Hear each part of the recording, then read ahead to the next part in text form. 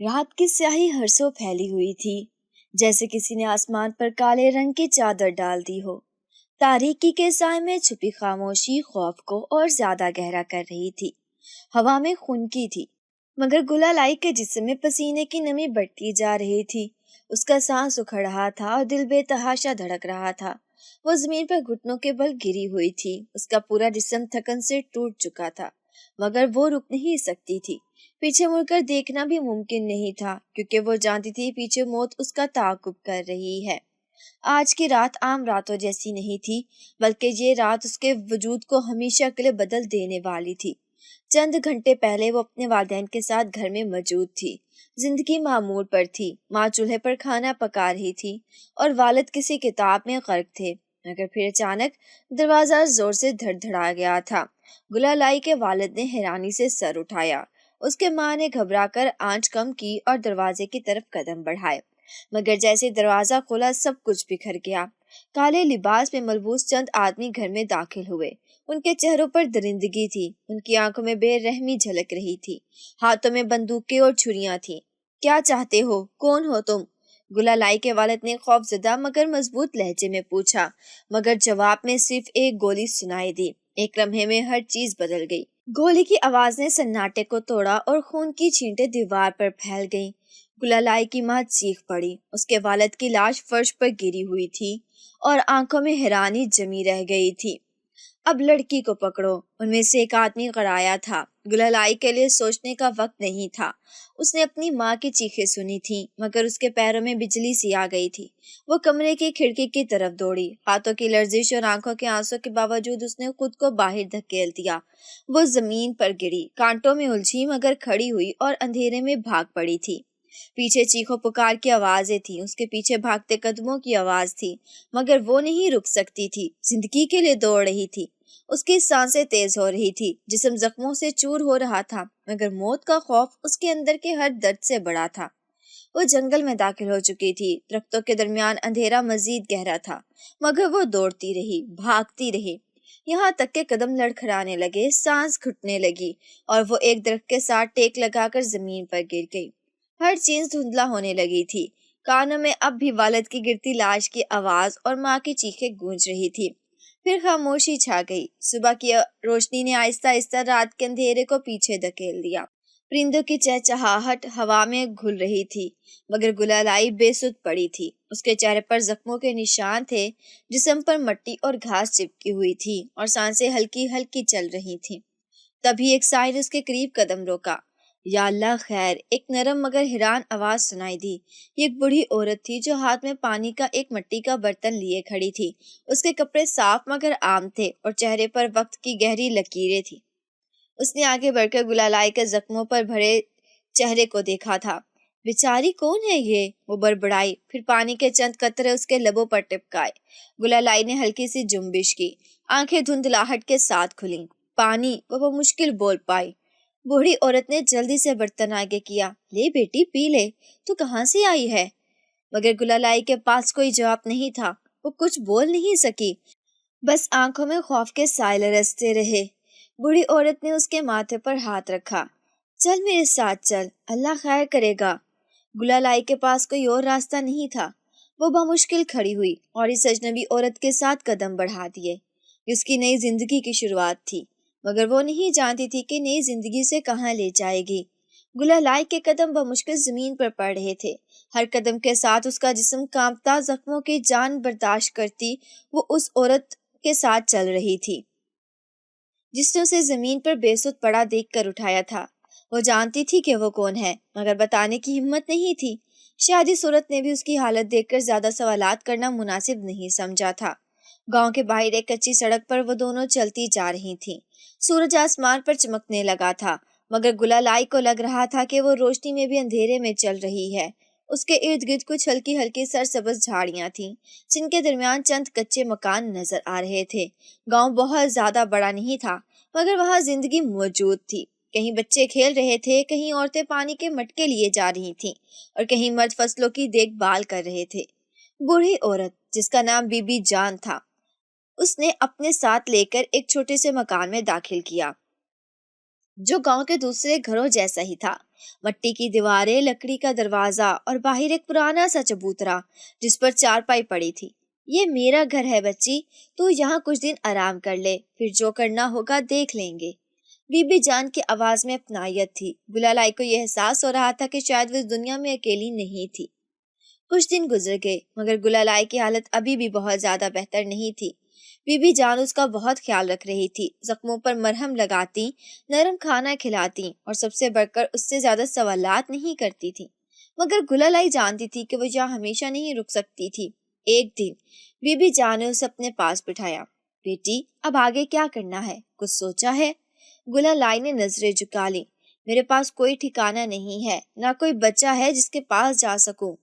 Be be جان نے گہری سانس لی۔ تو پھر سن، ایک جگہ ہے جہاں میں کام کرتی ہوں، وہاں اگر تو کام کرے تو تیرے سر پر چھت بھی رہے گی اور پیٹ کا بھی بندوبست ہو جائے گا۔ کہاں؟ گلالائی نے ہلکی آواز میں پوچھا۔ حویلی دارالخشن۔ یہ نام سن کر گلالائی کے دل میں ایک عجیب سی بے چینی پیدا ہوئی۔ یہ کون سی جگہ ہے؟ بہت بڑی حویلی ہے، سردار حیدر علی خان کی ملکیت۔ ان کا بیٹا شاہ میر حیدر جو ایک پولیس آفیسر ہے اب حویلی سنبھالتا ہے۔ وہاں کے اصول سخت ہے مگر رہائش محفوظ ہے۔ میں وہاں نوکرانی ہوں، اگر چاہے تو تجھے بھی چھوٹے موٹے کام پر لگا دوں گی۔ گلالائی کے پاس کوئی اور راستہ نہیں تھا۔ وہ کچھ پل سوچتی رہی، پھر آہستہ سے بولی، ٹھیک ہے، میں چلوں گی۔ حویلی دارالخشن اپنی عظمت کی نشان تھی۔ جیسے بی بی جان نے گلالائی کو اندر لے کر قدم رکھا، وہ ایک لمحے کے لیے دم بخود رہ گئی۔ یہ ایک قدم طرز کی شاندار حویلی تھی جس کے آنگن میں سفید سنگ مرمر کا فرش تھا اور اوپر ایک بڑی بالکنی تھی جہاں سے گہرے سبز رنگ کے پردے جھول رہے تھے۔ ایک طرف پرانے درختوں کا باغ تھا جہاں سے پھولوں کی ہلکی خوشبو آ رہی تھی، اور دوسری طرف نوکروں کے لیے بنے چھوٹے کمرے تھے جہاں بی بی جان رہتی تھی۔ گلالائی کے دل میں ایک انجانی سی ہلچل مچی رہی تھی۔ یہ جگہ بہت بڑی ہے، وہ آہستہ سے بولی، بہت بڑی اور بہت سخت جگہ بھی۔ یہاں کے اصول اور عزت کے معاملات سب سے بڑھ کر ہیں۔ بی بی جان نے خبردار کیا، اور سب سے زیادہ شاہ میر سائیں کے غصے سے بچ کر رہنا۔ وہ کم گو ہیں مگر جب غصہ آئے تو ان کے سامنے کوئی نہیں ٹھہرتا۔ گلالائی نے سر ہلا دیا۔ وہ نہیں چاہتی تھی کہ کسی کی نظروں میں آئے، وہ بس رہنے کے لیے ایک جگہ چاہتی تھی۔ بی بی جان نے حویلی کے دیگر نوکروں سے تعارف کرایا، مگر سب سے زیادہ حیرت تب ہوئی جب وہ شاہ میر سے سامنا ہونے سے بچنے کے لیے جلدی سے ایک طرف ہٹ گئی۔ مگر وہ نہیں جانتی تھی کہ زیادہ دیر تک خود کو نظروں سے بچانا ممکن نہیں ہوگا۔ حویلی میں آئے ابھی 2 دن ہی ہوئے تھے کہ ایک صبح گلالائی صفائی میں مصروف تھی۔ اس کا کام تھا کہ صبح کے وقت بڑے ہال اور کمروں میں جھاڑو لگائے، گرد صاف کرے اور واپس اپنے کوارٹر میں چلی جائے۔ آج اتوار تھا اور شاہ میر سائیں کا اصول تھا کہ وہ اس دن دیر سے اٹھتے ہیں۔ نوکروں کو خاص ہدایت تھی کہ اس دن کمروں میں زیادہ ہلچل نہ مچائی جائے، مگر گلالائی کو اس بات کا علم نہ تھا۔ وہ شاہ میر کے کمرے کی صفائی کر رہی تھی جب اچانک پیچھے سے ایک زوردار آواز آئی، لڑکی! گلالائی کے ہاتھ سے ڈسٹنگ کا کپڑا چھوٹ کر نیچے گر گیا۔ شاہ میر حیدر اپنے بستر پر نیم دراز تھا، آنکھوں میں غصے کے شعلے تھے۔ اسے اپنے بازوؤں سے تکیہ آزاد کر کے زمین پر پھینکا تھا اور پوری حویلی میں اس کی دھاڑ گونجی تھی۔ گلالائی کی سانس رک گئی، وہ ڈرتے ہوئے ایک قدم پیچھے ہٹی۔ جی شاہ سائیں، اس نے آہستہ سے کہا۔ شاہ کی ہری آنکھیں نیند کی شدت سے انگارہ بنی ہوئی تھی۔ وہ اپنے بیڈ سے اٹھا اور اپنے قریب موجود صوفے سے شرٹ اٹھاتے ہوئے غصے سے بولا، کیا مسئلہ ہے تمہارے ساتھ؟ کیوں ہر روز میری نیند برباد کرنے آ جاتی ہو؟ حویلی میں اور کوئی جگہ نہیں تھی صفائی کے لیے؟ گلالائی نے نظریں اٹھائیں، مگر جیسے ہی شاہ کے چوڑے سینے پر نظر پڑی وہ جھنک کر فوراً پلکیں جھکا گئی۔ اب کسے مراقبے میں جا چکی ہو؟ شاہ نے مزید غصے سے کہا اور اپنی شرٹ پہننے لگا۔ گلالائی کے پاس کوئی جواب نہ تھا۔ وہ چاہتی تھی کہ معافی مانگے مگر الفاظ اس کے لبوں پر جم گئے تھے۔ شاہ نے غصے سے اسے دیکھا، پھر ہاتھ جھٹک کر باہر نکل گیا، مگر اس کی نظر میں اب تک ایک سوال تھا، یہ لڑکی کون ہے اور کیوں اس کی موجودگی مجھے بے چین کر رہی ہے؟ حویلی دارالخشن کے ہر گوشے میں طاقت اور رعب کی فضا بسی ہوئی تھی۔ یہ وہ جگہ تھی جہاں نوکر سر جھکائے رہتے، آواز دھیمی رکھتے اور ہر حکم کو بلا چوں اور چراغ بجا لاتے۔ یہاں کے اصول پتھر کی لکیر تھے اور ان اصولوں کو توڑنا آسان نہیں تھا۔ شاہ میر حیدر حویلی کا وارث، سخت گیر مزاج رکھنے والا، پولیس آفیسر ہونے کے ناطے ایک نظم و ضبط پسند شخص کا مالک تھا۔ وہ زیادہ بات کرنے والا شخص نہیں تھا مگر جب بولتا تو ہر لفظ میں دبدبہ اور حکم جھلکتا۔ گلالائی کو ابھی زیادہ دن نہیں ہوئے تھے حویلی میں آئے، مگر وہ پہلے ہی دن شاہ میر کے غصے کا سامنا کر چکی تھی۔ اسے معلوم ہو چکا تھا کہ اس گھر کے قوانین کس قدر سخت ہے۔ بی بی جان نے اس دن کے بعد اسے خاص طور پر سمجھایا، دھیان رکھ بیٹی، حویلی میں رہنے کے لیے عقل اور صبر چاہیے ہوتا ہے۔ شامیر سائی کے قریب جانے سے گریز کر، ان کے راستے میں نہ آ اور بس خاموشی سے کام کر۔ گلالئی نے اس بات میں سر ہلا دیا۔ وہ خود بھی نہیں چاہتی تھی کہ کسی کی نظر میں آئے، خاص طور پر شامیر کی، لیکن قسمت کو شاید کچھ اور ہی منظور تھا۔ گلالئی نے کوشش کی کہ اپنے کام میں مگن رہے اور کسی قسم کی غلطی نہ کرے۔ بی بی جان اسے ہمیشہ چھوٹے موٹے کام ہی دیتی تھی، برتن دھونا، آنگن کی جھاڑ پونچھ، کچن میں ہلکی پھلکی مدد اور کبھی کبھار حویلی کے باغ کی صفائی۔ حویلی میں باقی نوکروں نے بھی اس کے بارے میں زیادہ سوالات نہیں کیے، وہ سب بس یہی سمجھ کے بی بی جان کی کوئی رشتہ دار ہوگی جو اب یہاں کام کر رہی ہے۔ مگر گلالئی کا دل اکثر بے چین ہو جاتا تھا۔ وہ یہاں ہمیشہ چھپی نہیں رہ سکتی تھی، اسے اپنے ماضی کی یادیں ستانے لگتی، ماں کی محبت بھری آواز، والد کی شفقت، ان کے کہکے، ان کی باتیں، اور پھر وہ خوفناک رات جب سب کچھ چھن گیا تھا۔ اکثر راتوں کو وہ جا کر سوچتی رہتی کہ اگر دشمن کو معلوم ہو گیا کہ وہ زندہ ہے تو کیا ہوگا۔ یہ خوف اسے راتوں کو سونے نہیں دیتا۔ شامیر حویلی میں زیادہ وقت نہیں گزارتا تھا، اس کی زندگی کا زیادہ حصہ دفتر، تفتیش اور فیلڈ ورک میں گزرتا تھا۔ وہ اس وقت ایک اہم کیس پر کام کر رہا تھا، اپنے کزن کے قتل کی تفتیش۔ وہ دن بدن اس معاملے میں الجھتا جا رہا تھا، لیکن اب تک اسے کوئی خاص کامیابی نہیں ملی تھی۔ ایک شام جب وہ تھکا ہارا واپس آیا تو اس نے حویلی میں ایک غیر متوقع چیز دیکھی۔ گلالئی باغ میں پانی دے رہی تھی، مگر جیسے ہی شامیر قریب آیا وہ ایک جھٹکے سے پیچھے ہٹی، جیسے کسی خوف میں مبتلا ہو۔ شاہ نے غور سے اسے دیکھا۔ یہ لڑکی کون ہے؟ بی بی جان نے کہا تھا کہ یہ اس کے رشتہ دار ہے، مگر شامیر کی تیز نگاہوں نے پہلے دن ہی یہ بھانپ لیا تھا کہ یہ سچ نہیں ہے۔ مگر اگر نہیں تو پھر یہ کون ہے؟ یہ سوال اس کے دماغ میں بیٹھ گیا تھا۔ حویلی کے ڈرائنگ روم میں اکثر شامیر، اس کی بہن اور کزنز مختلف موضوعات پر بحث کیا کرتے تھے۔ ان دنوں اس کی بہن سارا انگلش لٹریچر پڑھ رہی تھی اور اکثر اپنی کتابیں کھول کر مختلف بحث چھیڑ دیتی تھی۔ شیکسپیئر کی تحریروں میں جو جذبات کی گہرائی تھی وہ عام آدمی سمجھ ہی نہیں سکتا۔ سارا بولی، ہاں، خاص طور پر جب اس کی تحریروں میں انسانی نفسیات کی پیچیدگی پر بات ہو۔ اس کے کزن نے تاکید کی۔ شامیر خاموشی سے اس کی باتیں سن رہا تھا، لیکن تبھی ایک غیر متوقع آواز آئی، محبت اور انتقام اکثر دونوں ساتھ چلتے ہیں، جیسے اوٹھلیوں میں۔ جہاں محبت ہی سب سے بڑا زہر بن گئی، سب چونک گئے۔ یہ گلالئی کی آواز تھی۔ وہ صفائی کر رہی تھی، مگر جب بحث سنی تو بے اختیار زبان سے الفاظ نکل گئے۔ سب کی نظریں اس پر مرکوز ہو گئیں۔ تمہیں یہ سب کیسے پتا؟ شامیر نے حیرانی اور شک سے پوچھا۔ گلالئی فوراً سنبھلی۔ بس بچپن میں کتابیں پڑھتی تھی۔ شامیر نے گہری نظروں سے اس کا جائزہ لیا۔ حویلی دارالقشن میں وقت اپنی مخصوص رفتار سے آگے بڑھ رہا تھا، مگر شامیر کے دماغ میں کچھ سوالات مسلسل گردش کر رہے تھے۔ گلالئی کا ذکر اس کے ذہن سے ہٹنے کا نام ہی نہیں لے رہا تھا۔ وہ کون تھی؟ کہاں سے آئی تھی؟ بی بی جان نے اسے اپنی رشتہ دار بنا کر یہاں رکھا تھا، مگر یہ لڑکی عام نہیں تھی۔ اوصلوں میں محبت ہی زہر بن گئی، یہ الفاظ اس کے ذہن میں گونج رہے تھے۔ کیا واقعی یہ لڑکی کا ملازمہ تھی، یا اس کے ماضی میں کوئی ایسا راز چھپا تھا جو اب رفتہ رفتہ کھلنے کو تھا؟ شامیر کے شکی مزاج نے اسے اس بارے میں مزید جاننے پر مجبور کر دیا تھا۔ وہ پولیس آفیسر تھا اور کسی بھی معمے کو یوں ہی چھوڑنا اس کی فطرت میں نہیں تھا۔ ادبی گفتگو کے واقعے کے بعد گلالئی کو شدت سے احساس ہوا کہ اس نے ایک غلطی کر دی ہے۔ وہ نہیں چاہتی تھی کہ کسی کو اس کے ماضی کے بارے میں کوئی شبہ ہو، خاص طور پر شامیر کو، جو پہلے ہی کسی بھی معمولی چیز کو نظر انداز نہیں کرتا تھا۔ اس رات وہ اپنے کمرے میں بیٹھی بے چینی سے اپنے ہاتھ مسل رہی تھی۔ مجھے احتیاط کرنی چاہیے تھی، مجھے وہاں بولنا نہیں چاہیے تھا۔ بی بی جان بھی اس کی پریشانی بھانپ چکی تھی۔ بیٹا تو ٹھیک تو ہے نا؟ جب سے آئی ہے کچھ الجھی لگتی ہے۔ گلالئی نے فوراً سر ہلایا۔ نہیں، کچھ نہیں، میں بس تھوڑی تھکی ہوئی ہوں۔ مگر بی بی جان جانتی تھی کہ معاملہ اتنا سادہ نہیں ہے۔ اگلے دن شامیر نے اپنے خاص آدمی کو بلایا، کاشف، جو اس کا قابل بھروسہ ماتحت تھا۔ مجھے ایک لڑکی کے بارے میں معلومات نکلوانی ہے۔ کاشف نے سوالیہ نظروں سے دیکھا۔ کون لڑکی سر؟ نام ہے گلالئی، بی بی جان کی رشتہ دار بتائی جاتی ہے، مگر مجھے شک ہے کہ سچ نہیں ہے۔ کاشف نے فوراً سر ہلایا۔ میں معلوم کر لوں گا سر۔ حویلی میں روزمرہ کی زندگی جاری تھی، مگر گلالئی ہر وقت چکنا رہنے لگی تھی۔ پھر ایک دن ایک نیا مہمان آیا، فاروق ملک۔ وہ ایک کامیاب بزنس مین تھا جو شامیر کے خاندان کے ساتھ کاروباری تعلقات رکھتا تھا، مگر جیسے ہی اس کی نظر گلالئی پر پڑی اس کا چہرہ سخت ہو گیا۔ وہ کسی گہری سوچ میں پڑ گیا، جیسے کہیں اسے پہلے دیکھ چکا ہو۔ گلالائی نے اسے دیکھ کر اپنے ہاتھ مضبوطی سے بھینچ لیے، دل تیزی سے دھڑکنے لگا۔ یہ وہی آدمی ہے، وہی جس نے میرے ماں باپ کو قتل کیا تھا۔ فاروق ملک نے شاہ میر کے ساتھ ہاتھ ملایا، مگر اس کی نظریں بار بار گلالائی کی طرف اٹھ رہی تھیں۔ شاہ میر نے بھی اس کا رویہ نوٹ کیا۔ یہ آدمی بار بار گلالائی کو کیوں دیکھ رہا ہے؟ رات کو گلالائی اپنے کمرے میں بے چینی سے ٹہل رہی تھی۔ اس کا دماغ مسلسل ایک ہی بات سوچ رہا تھا، کیا فاروق ملک نے اسے پہچان لیا؟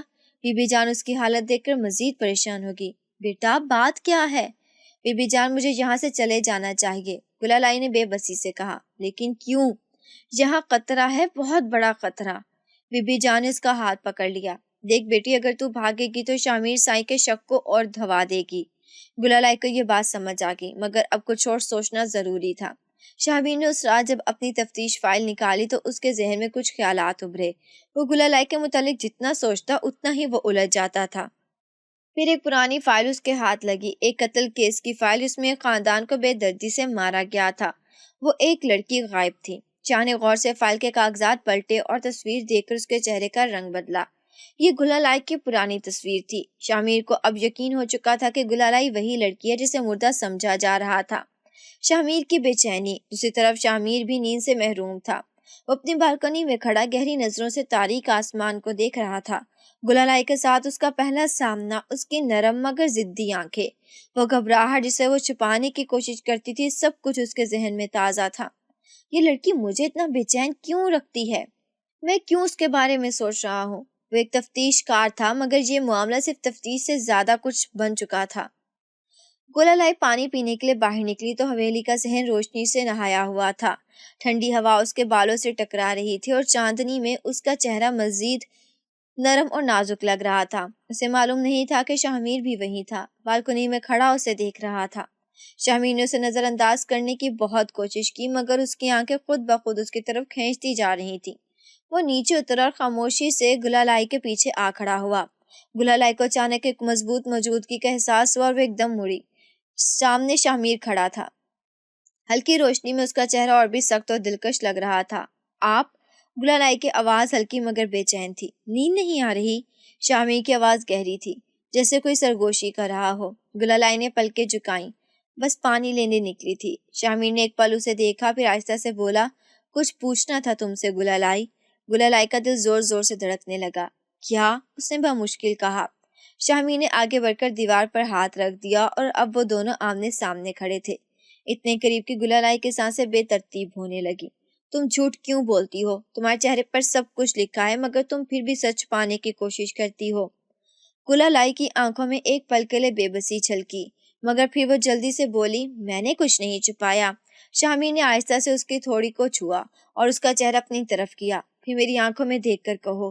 گلالائی کی آنکھیں اس کی سبز آنکھوں میں جا پھنسی اور اس کا سانس رک گیا۔ یہ شخص خطرناک تھا، مگر اس کی نظروں میں کچھ ایسا تھا جو گلالائی کو جکڑ رہا تھا۔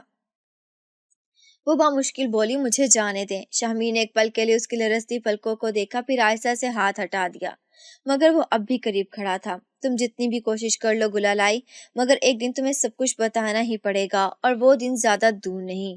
گلالائی نے گھبرا کر نظریں چرائیں اور تیزی سے اندر چلی گئی۔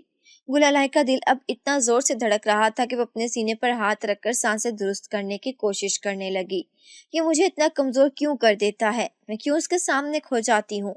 دوسری طرف شاہ میر بالکنی میں واپس آیا اور کرسی پر بیٹھ گیا۔ اس کے لبوں پر ہلکی سی مسکراہٹ تھی۔ یہ لڑکی مجھے اتنا بے چین کیوں کر رہی ہے؟ اسے اندازہ نہیں تھا کہ بے چینی محبت میں بدلنے والی تھی۔ رات کا پہر گہرا ہوتا جا رہا تھا۔ حویلی کے ہر کونے میں سناٹا تھا، مگر شاہ میر کے دل میں ایک عجیب سی ہلچل مچی ہوئی تھی۔ وہ اپنے کمرے میں بیٹھا گہری سانسیں لے رہا تھا، مگر دماغ مسلسل ایک ہی چہرے کے گرد گھوم رہا تھا۔ گلالائی، یہ لڑکی مجھے اتنا بے چین کیوں کر رہی ہے؟ کیوں جب وہ میرے قریب آتی ہے سب کچھ بے قابو ہونے لگتا ہے؟ کمرے کی مدھم روشنی میں وہ کھڑا ہوا، جھیل جیسی ہری آنکھیں گہری سوچ میں ڈوبی ہوئی تھیں۔ دوسری طرف فاروق ملک اس کی موجودگی سے بے چین ہو چکا تھا۔ رات کی سائی ہر طرف پھیل چکی تھی، مگر حویلی دارالخشن کے ماحول میں ایک عجیب سی بے چینی رچی ہوئی تھی۔ ہوا میں عجیب خاموشی تھی، جیسے کوئی طوفان آنے والا ہو۔ شاہ میر اپنے کمرے میں بیٹھا ہوا تھا، سامنے ٹیبل پر فائلیں بکھری ہوئی تھیں، مگر اس کا ذہن کہیں اور بھٹک رہا تھا۔ اس کی نظروں کے سامنے بار بار ایک چہرہ آ رہا تھا، گلالائی۔ اب وہ مکمل یقین کر چکا تھا کہ یہ وہی لڑکی ہے جس کے خاندان کو 3 سال پہلے بے دردی سے قتل کر دیا گیا تھا۔ اور جسے سب مردہ سمجھ رہے تھے، تو یہ زندہ تھی اور بی بی جان نے اسے اپنے رشتے دار ظاہر کر کے یہاں رکھا۔ یہ سوچ آتے اس کا دل تیزی سے دھڑکنے لگا۔ اس کیس پر وہ بہت محنت کر چکا تھا، مگر آج تک قاتلوں کا سراغ نہیں ملا تھا۔ مگر سب سے اہم سوال یہ تھا، گلالئی نے اپنا سچ چھپایا کیوں؟ گلالئی کے لیے یہ رات بہت بھاری تھی۔ اس نے آج پہلی بار فاروق ملک کو اتنے قریب سے دیکھا تھا اور فوراً پہچان گئی تھی کہ یہی وہ شخص ہے جو اس کے ماں باپ کے قتل کے پیچھے تھا۔ وہ سوچ رہی تھی، اگر اس نے مجھے پہچان لیا تو، اگر اس نے شامیر کو بتا دیا کہ میں کون ہوں۔ بی بی جان اس کے پاس ہے، اسے پریشان دیکھ کر دھیرے سے بولی، بیٹا تو ڈر کیوں رہی ہے، کیا بات ہے؟ گلالئی نے بے چینی سے کہا، بی بی جان مجھے یہاں سے چلے جانا چاہیے، اگر میں جا رہی تو وہ لوگ مجھے مار دیں گے۔ بی بی جان کی آنکھیں حیرت سے پھیل گئیں، کون لوگ؟ فاروق ملک اور اس کے ساتھی، وہی لوگ جنہوں نے میرے والدین کو قتل کیا تھا۔ یہ سنتے بی بی جان کے چہرے کا رنگ اڑ گیا۔ یا اللہ، تو نے مجھے پہلے کیوں نہیں بتایا؟ میں کسی پر بھروسہ نہیں کر سکتی تھی بی بی جان، مجھے لگتا تھا کہ اگر میں یہاں چھپ کر رہوں گی تو محفوظ رہوں گی، مگر ایسا ممکن نہیں رہا۔ بی بی جان نے پریشانی سے سوچا، اگر گلالئی یہاں سے بھاگ گئی تو شامیر کا شک اور بڑھ جائے گا۔ حویلی میں فاروق ملک کے کونے میں بیٹھا ہوا تھا، مگر اس کی آنکھوں میں اضطراب واضح تھا۔ وہ مسلسل سوچ رہا تھا، یہ لڑکی بہت جانی پہچانی لگ رہی ہے، کہاں دیکھا ہے میں نے اسے؟ کچھ دیر سوچنے کے بعد اسے یاد آ گیا، یہ وہی لڑکی ہے جو مر چکی تھی۔ اس کا دل ایک لمحے کے لیے رک گیا۔ اگر یہ سچ تھا تو پھر وہ ایک بہت بڑے خطرے میں تھا۔ اگر یہ شامیر کے سامنے زبان کھول دے تو، اگر اس نے سب کچھ بتا دیا تو، اسے اب کچھ کرنا تھا اور جلدی کرنا تھا۔ شامیر کو اب یقین ہو چکا تھا کہ گلالئی کچھ چھپا رہی ہے اور وہ اسے مزید وقت نہیں دینا چاہتا تھا۔ اگلی صبح وہ سرونٹ کوارٹر والی جگہ میں آیا جہاں بی بی جان رہتی تھی۔ گلالئی اس وقت صحن میں بیٹھی صفائی کر رہی تھی، مگر جیسے اس نے شامیر کو اپنی طرف آتے دیکھا، اس کا دل زور سے دھڑکنے لگا۔ شامیر نے سخت نظروں سے اسے دیکھا اور سیدھا بی بی جان کے پاس گیا۔ بی بی جان مجھے سچ جاننا ہے، بی بی جان نے الجھ کر کہا، کون سا سچ سائیں؟ گلالئی کون ہے؟ شامیر کی آنکھوں میں ایک عجیب سی شدت تھی۔ گلالئی کی سانس رک گئی۔ بی بی جان نے نظر جھکا کر کہا، وہ میری دور کی رشتہ دار ہے سائی، جھوٹ مت بولیں بی بی جان، میں ایک پولیس آفیسر ہوں اور مجھے سچ جھوٹ کا اندازہ ہوتا ہے۔ بی بی جان خاموش ہو گئی۔ شامیر نے اب گلالئی کی طرف دیکھا، تم بتاؤ گلالئی، تم کون ہو اور یہاں کیوں آئی ہو؟ گلالئی کا دل زور زور سے دھڑکنے لگا۔ اگر میں سچ بتا دوں تو شاید فاروق ملک مجھے مار دے، اور اگر میں جھوٹ بولوں تو شامیر مزید شک میں پڑ جائے گا۔ مگر اسی لمحے باہر سے کسی کے چلانے کی آواز آئی، بی بی جان جلدی آؤ، صحن میں کوئی گھس آیا ہے۔ حویلی کے اندر ہلچل مچ گئی، سب لوگ صحن کی طرف بھاگے جہاں ایک سیاہ نقاب پوش شخص دیوار پھلانگنے کی کوشش کر رہا تھا۔ شامیر نے بجلی کی سی تیزی سے اپنا اوزار نکالا اور ایک تیر ہوا میں چلایا۔ ہاتھ اوپر کرو، وہ دھاڑا، مگر نقاب پوش شخص تیزی سے باغ کی طرف بھاگ نکلا۔ شامیر اور اس کے گارڈز اس کے پیچھے دوڑے، مگر وہ اندھیرے میں غائب ہو چکا تھا۔ گلالئی خوف سے کانپ رہی تھی۔ یہ وہی لوگ ہیں، وہ مجھے ختم کرنے آئے ہیں۔ شامیر نے گہری نظروں سے گلالئی کی طرف دیکھا۔ یہ سب تمہاری وجہ سے ہو رہا ہے نا؟ گلالئی کی پلکیں لرزنے لگی، وہ کچھ نہیں بولی، مگر شامیر نے فیصلہ کر لیا تھا، اب میں تمہیں جانے نہیں دوں گا گلالئی، جو بھی سچ ہے وہ مجھے جاننا ہوگا۔ حویلی دارالخشن کی فضا عجیب سی کشش لیے ہوئے تھی۔ دن کے وقت یہ جگہ ایک قلعہ لگتی تھی جہاں اصول، وقار اور خاموشی کا راج تھا، مگر رات کے وقت یہاں کی دیواریں جیسے کوئی کہانی سنانے لگتی ہیں، جیسے کوئی راز کھلنے کو ہے۔ اس رات آسمان پر چاند پوری آب و تاب کے ساتھ چمک رہا تھا اور ٹھنڈی ہوا میں ہلکی ہلکی خنکی گلی ہوئی تھی۔ حویلی میں دن بھر کی ہلچل کے بعد اب خاموشی چھا چکی تھی، مگر کچھ دلوں میں ایک نیا طوفان اٹھنے والا تھا۔ گلالئی اپنے کمرے بے چینی سے کروٹیں بدل رہی تھی، اس کا دل مسلسل عجیب سے انداز میں دھڑک رہا تھا۔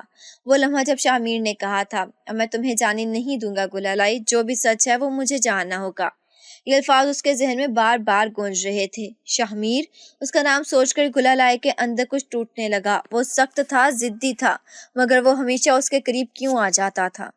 گلالئی رات کے کچن میں پانی لینے آئی تھی۔ حویلی میں سب سو چکے تھے، مگر وہ ابھی تک بے چین تھی۔ مجھے اس کے قریب نہیں جانا چاہیے، مجھے خود پر قابو رکھنا چاہیے، وہ خود سے بار بار کہہ رہی تھی، مگر جیسے اس نے پانی پینے کے لیے گلاس اٹھایا، پیچھے سے وہی سخت مگر دلکش آواز سنائی دی، نیند نہیں آ رہی؟ گلالئی کا جسم ایک جھٹکے سے سنسنا اٹھا۔ وہ فوراً پلٹی اور سامنے شامیر کو دیکھ کر اس کے ہاتھوں سے پانی کا گلاس گرنے کو تھا، مگر شامیر نے بجلی کی سی تیزی سے آگے بڑھ کر اس کا ہاتھ تھام لیا۔ لمحہ ٹھہر گیا۔ شامیر کا مضبوط ہاتھ اس کے نازک ہاتھ کے گرد بند تھا اور اس کی سانسیں گلالئی کے چہرے پر پڑ رہی تھیں۔ گلالئی نے تیزی سے اپنی نظر جھکائے، مگر وہ جانتی تھی کہ وہ اس کے لمس سے کانپ رہی تھی۔ شاہ سائیں آپ؟ وہ گھبرا کر بولی۔ تم ہر رات اسی طرح جاگتی ہو؟ شامی نے اس کے ہاتھ کو تھوڑا سختی سے تھامتے ہوئے سرگوشی کی۔ گلالائی نے سانس روکی۔ میں بس پانی لینے آئی تھی۔ شامی نے اس کے قریب ہوتے ہوئے سرگوشی کی۔ اور کیا لینے آئی ہو؟ گلالائی کی پلکیں لرزیں۔ کچھ نہیں۔ شامیر کے ہونٹوں پر ہلکی سی دھیمی مسکراہٹ آئی، جیسے وہ اس کی گھبراہٹ کو محسوس کر رہا ہو۔ مجھے لگتا ہے تم خود سے بھی کچھ چھپا رہی ہو گلالائی۔ گلالائی نے ایک پل کے لیے اپنی پلکیں اٹھائیں اور ان کی نظریں ملیں۔ وہ لمحہ جیسے کوئی قید تھا جہاں سانسیں الجھنے لگیں۔ شامی نے آہستہ سے اس کے ہاتھ کو چھوڑا، مگر ایک لمحے بعد وہ ایک جھٹکے سے آگے بڑھا اور دیوار کے قریب کر کے گلالائی کو اپنے مضبوط بازوں کے حصار میں لے لیا۔ گلالائی کی سانسیں تھم گئیں۔ شاہ شاہ سائیں، اس کی آواز ہلکی مگر لرزتی ہوئی تھی۔ شامیر کی آنکھوں میں اب صرف کشش تھی، کوئی فاصلہ نہیں، کوئی شک نہیں، بس ایک شدید بے قراری۔ کب تک بھاگو گی مجھ سے گلالائی؟ گلالائی کی پلکیں لرزیں، اس کے دل کی دھڑکنیں تیز ہو گئی تھیں۔ میں آپ سے بھاگی نہیں شاہ سائیں۔ پھر یہ لرزتی پلکیں کیوں؟ شامیر نے آہستہ سے اس کے چہرے کے قریب ہو کر سرگوشی کی۔ یہ بے چینی کیوں؟ گلالائی نے بے بس ہو کر آنکھیں بند کر لیں۔ ایک آدمی، یہ خطرناک تھا، مگر اس کا لمس، اس کی نظریں، اس کی موجودگی، سب کچھ اسے جکڑ رہا تھا۔ شاہمیر نے آہستہ سے اپنا ہاتھ ہٹایا اور گلالائی کے رخسار کو چھوا۔ اس کے ہاتھ کی گرمی نے گلالائی کو جیسے اندر تک جلا دیا۔ گلالائی نے ہلکی سی سرگوشی کی۔ یہ ٹھیک نہیں ہے شاہ سائیں۔ شاہمیر کی نظریں مزید گہری ہو گئیں۔ کیوں؟ کیا تمہیں میرا لمس اچھا نہیں لگتا؟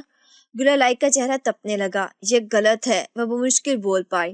شامی نے اس کے چہرے کو تھوڑا اوپر کیا اور گہری سرگوشی میں کہا، غلط تو یہ ہے کہ تم خود سے جھوٹ بول رہی ہو گلالائی۔ گلالائی نے سانس روکی، مگر جب شامی نے آہستہ سے اس کے بالوں کو چھوا تو وہ ایک جھٹکے سے پیچھے ہوئی۔ مجھے جانے دے شاہ سائیں۔ شامی نے گہری سانس لی، پھر آہستہ سے پیچھے ہوا۔ چلی جاؤ، مگر یاد رکھنا تم کب تک خود سے بھاگو گی؟ گلالائی نے ایک لمحے کے لیے اس کی آنکھوں میں دیکھا جہاں ایک وحشیانہ کشش تھی، اور پھر وہ تیزی سے مڑ کر چلی گئی، مگر دل کی دھڑکنیں بے قابو ہو چکی تھی۔ رات کے اندھیرے میں گلالائی اپنے کمرے میں آ کر دروازے سے ٹیک لگا کر کھڑی ہو گئی اور دل پر ہاتھ رکھ کر خود کو سنبھالنے کی کوشش کرنے لگی۔ یہ کیا تھا؟ کیوں شاہمیر کے لمس سے اور اسے یوں جکڑ لیا تھا؟ دوسری طرف شاہمیر اپنی کرسی پر بیٹھا، ہاتھ کی انگلیاں آپس میں جوڑے گہری سوچ میں تھا۔ یہ لڑکی میرے دل پر قابض ہو رہی ہے، مجھے اسے روکنا ہوگا، مگر کیسے؟ شاہمیر، یہ تمہیں کیا ہو رہا ہے؟ شاہمیر حیدر آئینے کے سامنے کھڑا خود کو دیکھ رہا تھا۔ اس کے ہاتھ سختی سے مٹھی میں بند تھے، جیسے کسی اندرونی جنگ سے گزر رہا ہو۔ وہ ایک نوکرانی ہے اور کچھ نہیں۔ اس نے خود کو سمجھانے کی کوشش کی، مگر دماغ میں بار بار گلالائی کا چہرہ ابھر آتا۔ وہ گھبرائی ہوئی، اس کے لمس پر کانپتی ہوئی، وہ پلکیں جھکاتی، وہ بے قراری سے جو اس کی آنکھوں میں تھی۔ یہ سب غلط ہے، مجھے اس سے دور رہنا ہوگا۔ وہ اپنے دل کی کیفیت پر قابو پانے کی کوشش کر رہا تھا، مگر اسے معلوم نہیں تھا کہ آنے والا وقت اسے ایک اور امتحان میں ڈالنے والا ہے۔ حویلی دارالخشن کے دروازے پر بڑی گاڑی آ کر رکی۔ دروازے کے باہر کھڑے گارڈز ایک لمحے کے لیے الرٹ ہو گئے۔ گاڑی سے باہر ایک باروب مگر خطرناک شخصیت اتری۔ فاروق ملک، وہ وہی شخص تھا جسے گلالائی اپنی زندگی کی سب سے بڑی مصیبت سمجھتی تھی۔ فاروق ملک حویلی کے ملازموں کو دیکھ کر ہلکی سی مسکراہٹ کے ساتھ اندر داخل ہوا، مگر اس کی آنکھوں میں خطرناک چمک تھی۔ شاہمیر نے جیسے ہی اسے اندر آتے دیکھا، اس کے چہرے پر ایک سرد تاثرات ابھرے۔ شاہمیر، میرے عزیز دوست، کیسے ہو؟ فاروق نے گرم جوشی سے ہاتھ آگے بڑھایا، مگر شاہمیر نے محض سر ہلا کر رسمی انداز میں جواب دیا، کافی دنوں بعد آئے ہو، خیریت؟ بس تمہاری مہمان نوازی کی یاد آ گئی تھی، فاروق نے مصنوعی مسکراہٹ کے ساتھ کہا، مگر شاہمیر کو اس شخص کے چہرے پر چھپی بے چینی محسوس ہو رہی تھی۔ گلالائی کچن میں موجود تھی جب اس نے باہر سے کسی کی آواز سنی۔ جیسے ہی اس کی نظر دروازے کی طرف گئیں، وہ ایک جھٹکے سے پیچھے ہٹ گئی۔ فاروق ملک! اس کے جسم میں سنسناہٹ دوڑ گئی۔ یہ یہاں کیا کر رہا ہے؟ گلالائی کی آنکھوں میں خوف لہرانے لگا۔ وہ جلدی سے دروازے کے پیچھے چھپ گئی، مگر اس کے ہاتھ کانپ رہے تھے، سانسیں بے ترتیب ہونے لگیں۔ اگر اس نے مجھے دیکھ لیا تو؟ اس کے ماضی کا سب سے بڑا خوف اب اس کے سامنے تھا۔ اس کی ٹانگیں کانپنے لگیں اور وہ جلدی سے پیچھے ہٹنے لگی، مگر اسی لمحے شاہمیر کی نگاہیں اس پر پڑ گئیں۔ شاہمیر نے گلالائی کو دیکھا، اس کے ہاتھوں کی لرزش، اس کے ہونٹوں کا پھڑپڑانا، اس کا چہرہ زرد پڑ جانا، وہ سب کچھ نوٹ کر چکا تھا۔ یہ اس قدر گھبرا کیوں رہی ہے؟ وہ فوراً اپنی جگہ سے ہٹا اور کچن کے دروازے کی طرف بڑھا، مگر تب تک گلالائی جلدی سے ایک طرف جا کر دروازے کے پیچھے چھپ چکی تھی۔ یہ کچھ چھپا رہی ہے، یہ آدمی آتے اتنی بے چین کیوں ہو گئی؟ شاہمیر کی آنکھیں مزید تیز ہو گئی تھیں۔ اسے یاد آیا کہ چند دن پہلے بھی گلالائی نے کچھ ایسا ہی رد عمل دیا تھا جب اس نے اس کے ماضی کے بارے میں پوچھا تھا۔ کیا یہ محض اتفاق ہے یا پھر فاروق نے حویلی کے اندر نظریں دوڑائیں، وہ کچھ ڈھونڈ رہا تھا یا شاید کسی کو۔ اس کی آنکھیں کچھ دیر شاہ پر مرکوز رہیں، پھر اس نے آہستہ سے ایک سگریٹ نکال کر جلایا۔ ویسے تمہاری حویلی میں بہت سے نئے چہرے ہیں شاہ میر نے گہری نظر سے اس کا جائزہ لیا۔ ہاں، کچھ نوکر بدلے ہیں۔ اچھا، تو کوئی خاص چہرہ ہے جسے چھپایا جا رہا ہو؟ فاروق نے چلاکی سے کہا۔ شاہ میر کے اندر الرٹنس بڑھ گئی تھی۔ یہ آدمی کسی چیز کی تلاش میں ہے یا شاید کسی کی۔ کچن کے دروازے کے پیچھے گلالائی کا جسم پسینے سے بھیگ چکا تھا۔ وہ دل ہی دل میں دعا کر رہی تھی کہ فاروق اسے نہ دیکھے، مگر شاہ میر نے فیصلہ کر لیا تھا، مجھے گلالائی کے ماضی کی سچائی جاننی ہوگی۔ یہ لڑکی صرف ایک عام نوکرانی نہیں ہو سکتی۔ رات کی تاریکی حویلی دارالخشن پر اپنی گرفت مضبوط کر رہی تھی۔ ہوا میں خنکی بڑھ رہی تھی، مگر حویلی کے اندر موجود کچھ دلوں میں خوف، شک اور انتقام کی آگ جل رہی تھی۔ فاروق ملک نے آج حویلی میں قدم رکھا تھا اور گلالائی کے لیے کسی قیامت سے کم نہیں تھا۔ وہ اس وقت اپنے کمرے میں بیٹھی کانپ رہی تھی، دل کی دھڑکنیں بے قابو ہو رہی تھیں۔ یہ یہاں کیوں آیا ہے؟ کیا یہ مجھے ڈھونڈنے آیا ہے؟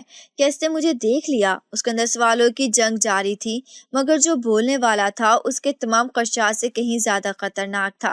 فاروق ملک نے اپنی سگریٹ کا دھواں فضا میں چھوڑا اور کرسی پر جھکتے ہوئے شاہ میر کی طرف معنی خیز نظروں سے دیکھا۔ تمہاری حویلی میں کچھ خاص ہے شاہ میر؟ شاہ میر نے سنجیدگی سے کہا۔ ہاں، کیا خاص نظر آیا تمہیں؟ فاروق نے ہلکی مسکراہٹ دی، مگر اس کی آنکھوں میں شک اور چلاکی جھلک رہی تھی۔ کچھ نہیں، بس مجھے لگا جیسے کسی نے مجھے یہاں دیکھ کر پہچان لیا ہو۔ یہ سنتے ہی شاہ میر کی آنکھیں تیز ہو گئیں۔ تو یہ کسی کو ڈھونڈنے آیا ہے؟ شاہ میر ابھی اسی سوچ میں تھا کہ اچانک حویلی کے باہر سے چیخوں کی آواز آئی، مدد، کوئی ہے؟ نوکر بھاگتے ہوئے صحن کی طرف گئے اور شاہ میر فوراً کھڑا ہو گیا۔ کیا ہو رہا ہے؟ وہ غصے سے بولا۔ ایک نوکر ہانپتا ہوا اندر آیا۔ سائیں، کوئی حویلی کے پیچھے والے باغ میں گھس آیا ہے۔ یہ سنتے ہی شاہ میر کی آنکھوں میں چنگاریاں دوڑ گئی تھی۔ گھس بیٹھے یہاں؟ رات کے سناٹے میں باغ کے اندر سیاہ لباس میں ملبوس ایک شخص چھپ کر اندر داخل ہو چکا تھا۔ وہ دیوار کی اوٹ میں کھڑا تھا، اس کے ہاتھ میں ایک خنجر چمک رہا تھا۔ اس کا ہدف واضح تھا، گلالائی۔ گلالائی کے دل میں خوف کی ایک نئی لہر دوڑ گئی جب اسے پتا چلا کہ کوئی نامعلوم شخص حویلی میں داخل ہو چکا ہے۔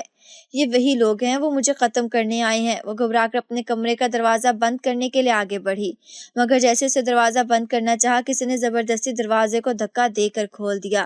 ایک سیاہ نقاب پوش دروازے کی دوسری طرف کھڑا تھا، ہاتھ میں خنجر چمک رہا تھا۔ گلالائی کی سانسیں جیسے رک گئیں۔ اسی لمحے شاہ میر تیزی سے گولی کی طرح انیکسی میں پہنچا۔ اس کے ہاتھ میں پستول تھا اور آنکھوں میں جنون۔ کون ہے؟ باہر آؤ، وہ دھاڑا، مگر قاتل بھاگنے کی بجائے اندر کی طرف بڑھا، سیدھا گلالائی کے کمرے کی طرف۔ شاہ میر نے بھاگ کر اندر کا دروازہ دھکا دے کر کھولا اور سامنے کا منظر دیکھ کر اس کی آنکھوں میں خون اتر آیا۔ قاتل نے گلالائی کو دیوار کے ساتھ دبوچ رکھا تھا اور خنجر اس کی گردن کے قریب تھا۔ رک جاؤ! شاہ میر کی آواز حویلی کے ہر کونے میں گونجی۔ قاتل نے ایک لمحے کے لیے رخ موڑا اور یہی لمحہ کافی تھا۔ شاہ میر نے آگے بڑھ کر قاتل کا ہاتھ پکڑا اور زبردست مکہ اس کے چہرے پر مارا۔ گلالائی چیخ مار کر پیچھے ہٹی، مگر قاتل نے پھر وار کرنے کی کوشش کی۔ تمہاری ہمت کیسے ہوئی؟ شاہ میر نے غصے میں پستول کے بٹ اس کے سر پر مارا اور قاتل زمین پر گر گیا۔ شاہ میر نے غصے میں قاتل کا نقاب کھینچا اور سب چونک گئے۔ یہ فاروق ملک کے آدمیوں میں سے ایک تھا۔ یہ دیکھ کر شاہ میر کی آنکھوں میں خطرناک چمک دوڑ گئی۔ گلالائی، تم ٹھیک ہو؟ وہ پلٹ کر بولا، مگر گلالائی اب بھی خوف سے کانپ رہی تھی۔ حویلی دارالخشن کی فضا میں خاموشی تھی، مگر یہ خاموشی کسی طوفان سے پہلے کا سناٹا تھا۔ قاتل بے ہوش پڑا تھا، گلالائی دیوار سے لگی کانپ رہی تھی اور شاہ میر کی آنکھوں میں خون اتر آیا تھا۔ وہ پلٹا اور تیز قدموں سے فاروق ملک کی طرف بڑھا، جو اب بھی بیٹھا ہوا تھا، مگر اس کے چہرے پر اب بھی وہی شیطانی مسکراہٹ تھی۔ یہ تمہارے آدمیوں میں سے تھا فاروق؟ شاہ میر کی آواز گرج رہی تھی۔ یہ بتاؤ کہ تمہارا کیا تعلق ہے اس معاملے سے؟ فاروق ملک نے ایک اداکارانہ حیرت سے کہا۔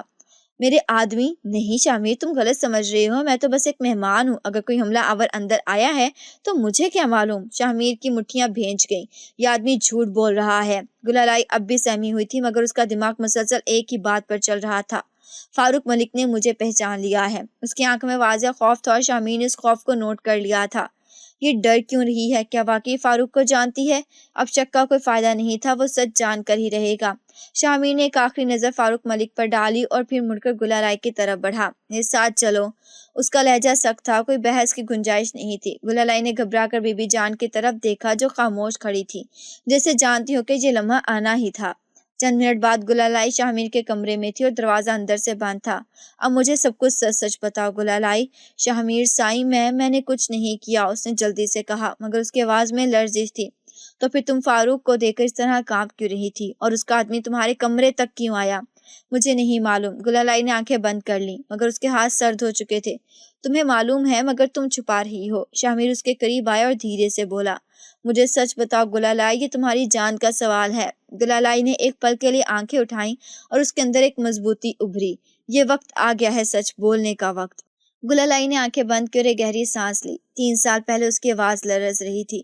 میرے والدین کو قتل کر دیا گیا تھا۔ ہماری زمینیں تھیں، ایک پرانی خاندانی جائیداد، اور فاروق ملک ان سب کو ہتھیانا چاہتا تھا۔ میرے والدین نے انکار کیا اور اسی بات اس کے الفاظ ٹوٹنے لگے۔ شاہ کے چہرے پر کوئی تاثر نہیں تھا مگر اس کی آنکھوں میں سختی تھی۔ وہ رات میری زندگی کی سب سے بھیانک رات تھی شاہ سائیں۔ میرے ماں باپ کو میرے سامنے گولیاں ماری گئی اور میں صرف اس لیے بچ گئی کیونکہ میں کھڑکی سے کود گئی تھی، اور پھر میں بھاگتی رہی، چھپتی رہی جب تک بی بی جان نے مجھے نہیں بچایا۔ میں نے اپنی شناخت بدل لی، سب زندہ رہنے کے لیے۔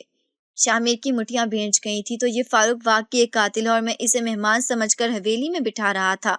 تم نے مجھے پہلے کیوں نہیں بتایا؟ میں ڈرتی تھی شاہ سائیں، اگر میں سچ بولتی تو وہ مجھے بھی مار ڈالتا۔ شامیر نے ایک پل کے لیے گلالئی کے آنسوں کو دیکھا مگر وہ نرم نہیں پڑا۔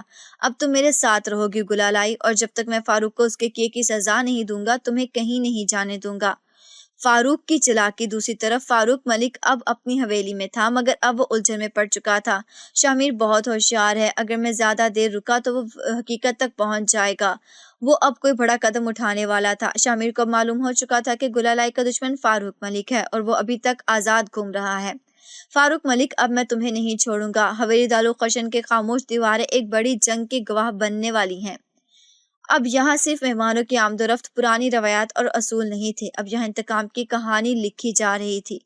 گلالئی کا سچ سامنے آ چکا تھا۔ فاروق ملک کا چہرہ بے نقاب ہو چکا تھا۔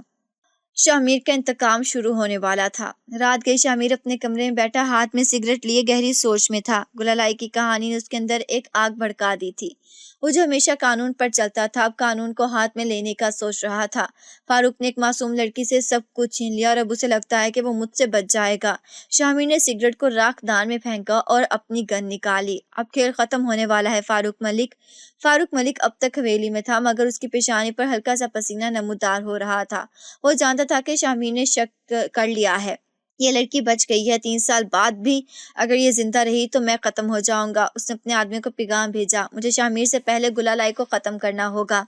گلالئی اس رات حویلی کے باغ میں بیٹھی تھی۔ اس کے ہاتھوں میں کپ لرز رہا تھا اور دل ایک عجیب گھبراہٹ میں مبتلا تھا۔ میں نے سچ بتا کر اچھا کیا یا برا؟ اب میں خود کو غیر محفوظ محسوس کر رہی تھی۔ اگر فاروق کو معلوم ہو گیا کہ شامیر کو سب کچھ سچ پتہ چل چکا ہے تو وہ کوئی خطرناک قدم اٹھا سکتا ہے۔ بی بی جان اس کے پاس آئی، راستہ سے بولی، بیٹا شامیر صاحب پر بھروسہ کر، وہ تجھے بچا لے گا۔ مگر کیا شامیر واقعی وقت پر پہنچ پائے گا؟ گہری رات میں حویلی کی دیوار کے سائے میں 3 سیاہ نقاب پوش کھڑے تھے۔ یاد رکھو کوئی شور نہ ہو، ختم کر کے خاموشی سے نکل جانا ہے۔ یہ فاروق کے آدمی تھے جو گلالئی کو ختم کرنے آئے تھے۔ گلالئی اپنے کمرے میں تھی جب اچانک کھڑکی کے باہر ہلکی سی سرسراہٹ ہوئی۔ اس کا دل دھڑک اٹھا، یہ وہی لوگ ہیں۔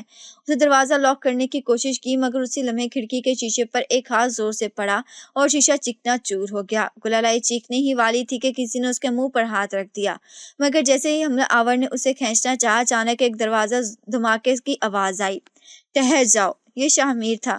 شامیر حملہ آوروں پر جھپٹ پڑا۔ گلالئی کو ہاتھ لگانے کی بھی ہمت کیسے ہوئی؟ اس کا نشانہ ایک حملہ آور کی ٹانگ پر لگا اور وہ زمین پر گرا۔ دوسرا حملہ آور بھاگنے کی کوشش کر رہا تھا مگر شامیر نے بجلی کی سی تیزی سے آگے بڑھ کر اس کے گریبان پکڑا اور دیوار سے دے مارا۔ فاروق کو میرا پیغام دے دینا، میں اسے ختم کر کے رہوں گا۔ حملے کے بعد گلالئی دیوار کے ساتھ سمٹی ہوئی تھی۔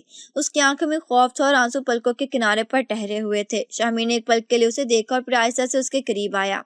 سب ختم ہو گیا گلالئی، میں ہوں نا۔ یہ پہلا موقع تھا جب شامیر نے نرمی دکھائی تھی۔ گلالئی نے ایک لمحے کے لیے اس کی آنکھوں میں جھانکا اور پھر دھیرے سے سر ہلایا۔ حویلی دارالخشن پر ایک بے چینی کی کیفیت طاری تھی۔ گلالئی پر ہونے والا حملہ ناکام ہو چکا تھا مگر اس کے اندر چھپا خوف ابھی ختم نہیں ہوا تھا۔